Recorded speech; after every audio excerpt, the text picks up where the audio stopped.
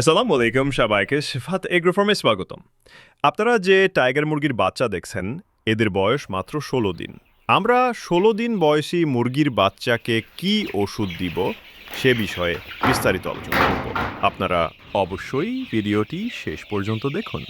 এখন আমরা মুরগি বাচ্চাদের ক্যালপ্লেক্স ব্যাক ক্যালসিয়াম ওষুধটি দিনের বেলায় ৩ দিন খাবো। ওষুধটি প্রতি লিটার পানিতে ১ ml করে দিব। এভাবে প্রতিদিন দিনে বেলায় ৩ দিন দিব। ইনশাআল্লাহ আশা করি ভালো একটা ফলাফল পাওয়া যাবে। আপনারা অবশ্যই চ্যানেলটি সাবস্ক্রাইব করবেন।